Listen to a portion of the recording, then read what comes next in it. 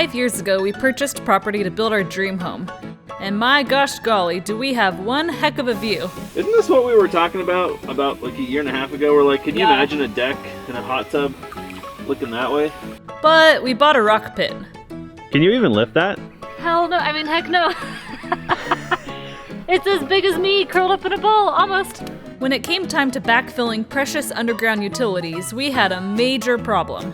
Wow, yeah, it just, boom. It's gonna just keep cracking too. We knew we needed some fill dirt, rock-free, to do the initial backfilling when Jesse came up with a great idea. So in the mining industry, they have this thing where like a tractor comes and they take this big bucket full of rock and they dump it on it, and it's kind of like a colander, like you use for canning when you dump like the fruit in and all the juice comes out, like that. But we're gonna build it with like 2x6s, and then we're gonna use like chicken wire, and we're gonna use these big like fencing staples, and we're gonna put it in there, and we're gonna lean it up, and then like we can move it around. And I'm gonna put it on the trailer, and I'll take it to the top of the hill, and then we'll filter all the dirt, and that way we don't have to buy backfill. So we tried it out.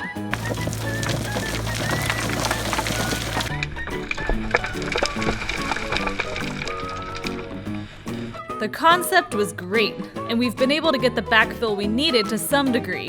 That's what we started with. Bah, big mess. And look at all this beautiful backfilly, topsoily looking stuff. But as time went on, our DIY Grizzly kept breaking, so we kept fixing it and rebuilding it to make it better. I think it works. Holy crap! As you can see, our soil to rock ratio is quite low. And better. I think you can see behind me, we now have Grizzly 3.0. Version 3.0 was hands down the best yet, and allowed us to filter the material we moved from the hillside when excavating our home site. We were able to filter out the fines and use this to do the initial backfilling of our water system. The rest of the material was placed on an unused portion of our property, and the Grizzly was laid to rest for a few years until it was ready for its next project.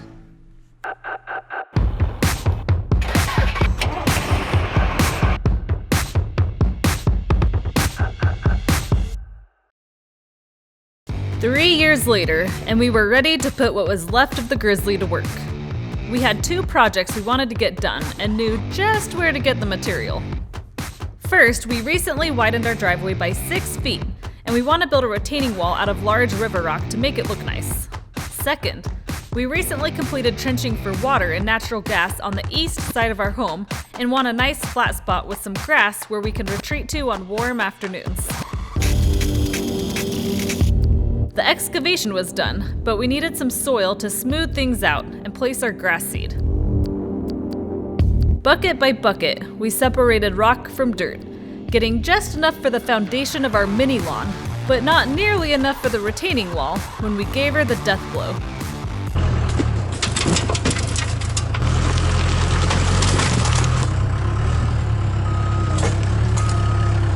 And, well, it got to a point where better entailed building one out of steel or buying a real rock grizzly.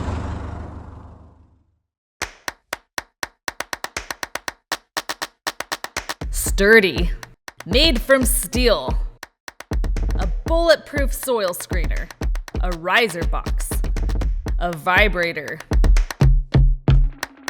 adjustable tilt angles, night and day from our DIY versions. Now we're talking. What's ironic is by the time we got to our third version on our DIY Grizzly, we had many of the same general concepts in the design, but the materials were simply inadequate. We went back and forth about abandoning the filtering project altogether, building a new sacrificial Grizzly for the job that would cost time, money, and likely would break again before the job was complete.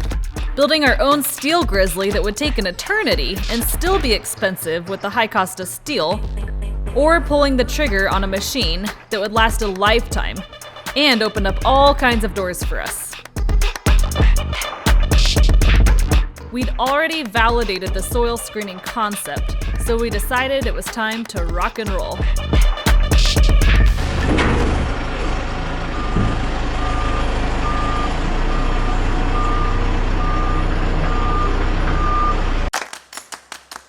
Now that we have the right tool for the job and almost unlimited material from things we'll already be doing, There's no reason not to turn a bunch of lemons into lemonade and make this rock pit insanely profitable.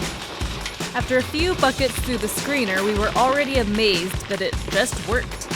Just like our DIY version, but better in every aspect.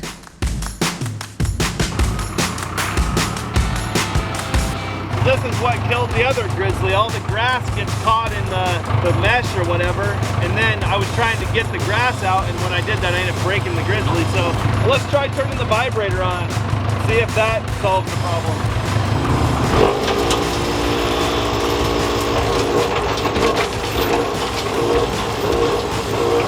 Yeah! We win! Wow, just awesome. The vibrator? Total necessity.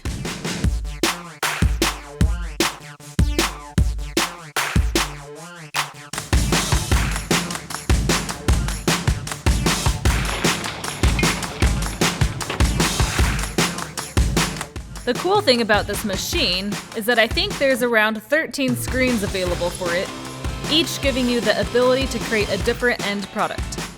Obviously, we aren't trying to become our own quarry necessarily, but if we limited ourselves to 2 screens in total, we wanted the ability to create large river rock, and then run the leftover through again to create drain rock. There's room on our property for large-scale landscaping with both river rock and drain rock. The possibilities are endless. If you look carefully, the fines pile we're creating does have 3 to 4 inch rock in it. Depending on the application, we may not filter it out. But once we have a massive pile, it'll be nothing to take a day to get the job done.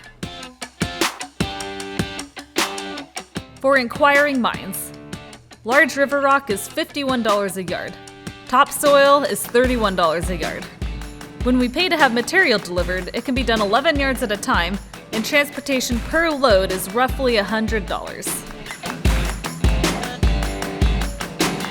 We're unconventional in the way we go about things. We always look at all options, and most of the time, we prefer the satisfaction and freedom that results from having the ability to make our own materials, not to mention it usually pencils out and even puts us way ahead of buying certain materials. It's meaningful work, something we can share as a family, and gives us a deep sense of pride and accomplishment in our home. And let's not even talk about the large rock we're putting aside for retaining walls.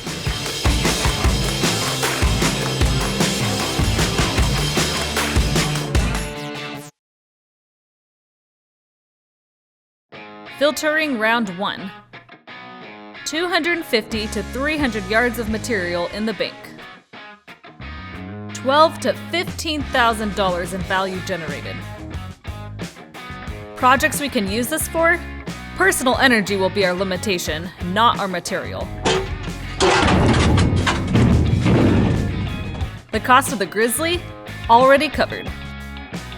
When filtering our rock, we tried to first pull out any big rocks first, and to our surprise, between all the excavation projects we've done on our property, we actually had quite a lot of them.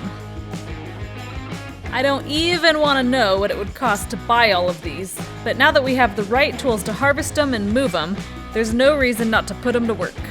Most of these rocks can't even be lifted by one man.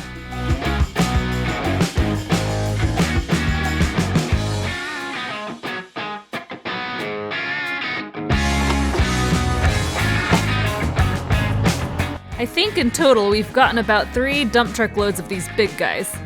Completing the landscaping for a driveway should be no problemo.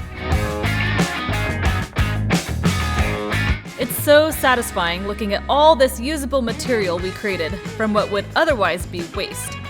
And it only further reinforces our decision to invest in ourselves and our property. We look forward to sharing with you how we put this to use.